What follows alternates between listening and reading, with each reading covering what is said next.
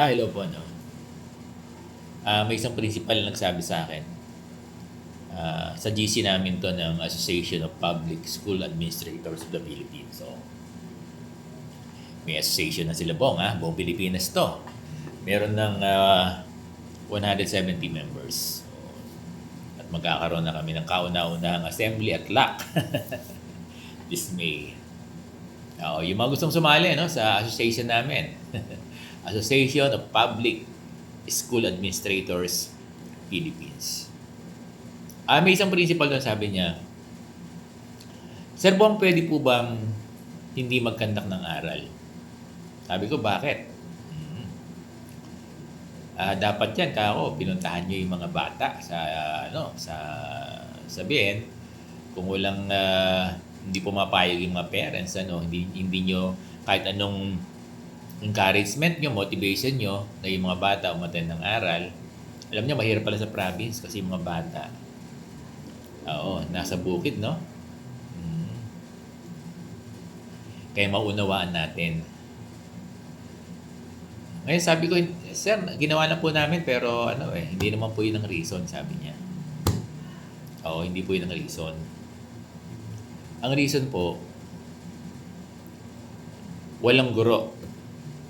Walang guro ang nag-volunteer. Siguro pa, konti lang talaga sila. Kasi ang linaw kasi ng sabi ng DepEd hindi pwedeng pilitin ang guro Yun ang nangyari. Ano po ba ang reason ko? Yan ang valid reason mo. Walang gurong nag-volunteer. So, hindi ka pwedeng hingan ng compliance ng DepEd kasi malinaw naman yan.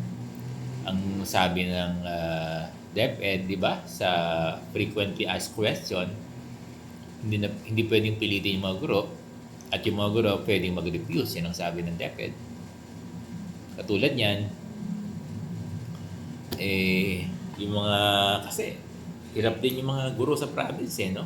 Province ito, Kasi lahat yung mga members namin, karamihan province,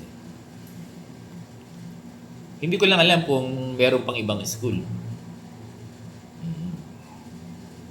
Dito naman sa Caloocan High School, meron naman kasi 370. Parang may 15 nag-volunteer. Meron. Pero yung mga malilit lang school, posibleng walang nag-volunteer. Kahit na may mga bata na pumapayag sa Kasi dalawa yan Pag hindi pumayag ang bata, hindi pa pwedeng mag-conduct ng aral. Pag hindi pala pumayag yung parent. Kasi may parents permit yan, hindi natin pwedeng pilitin yung mga parent. So wala. Kung walang, kaya lang, kung may pumapayag daw pala, kaya lang, ang problema, walang gurong nag-volunteer. So wala silang aral. Ganun. Kasi wala namang pang-hire yung walang pang-hire yung school at hindi naman sasagutin ng ng division, and too late. Dapat yan ahead of time, di ba, ay nag-hire na ang DepEd. Hindi po pwede kasi nakita doon na ang isang option sabihin sa LGU, hindi yan ang sa dami ng mga concern ng LGU, no? Tsaka sa LGU, pwede mong sabihin yan, ipaplan mo ngayon, pero pag-aaralan pa, kasi member ako ng local school board hindi ka agad-agad pwede ipasok yan. Kaya lang, ang implementation yan, pag-uusapan pa yan, magdi-deliberate pa yan, lalagyan pa ng budget yan doon sa local school board. Hindi agad-agad.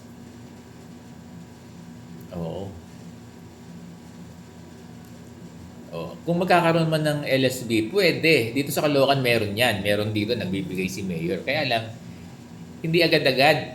Kasi pa yan. Po-propose pa sa local school board para dun sa budget. Nagkakaroon kami ng local school board dito, yung pag-augment sa mga, kasi kulang sa mga teachers pero hindi sa aral. Nagbibigay ang hindi sa aral.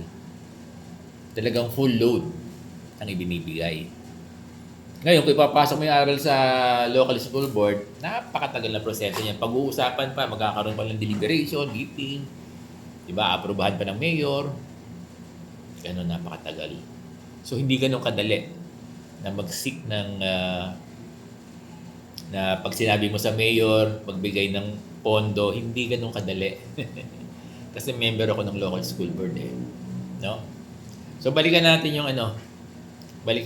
yung guro ay yung principal. So, wala silang aral kasi walang gurong nag-volunteer. Yun masakit. Kasi sabi ng DepEd, di ba, hindi pwedeng pilitin ng teacher eh. Teachers can refuse, so. Nag-refuse yung mga teachers. Wala talaga. Wala namang papatol dyan. Kukunin mo external na walang bayad, walang papatol. Yan na.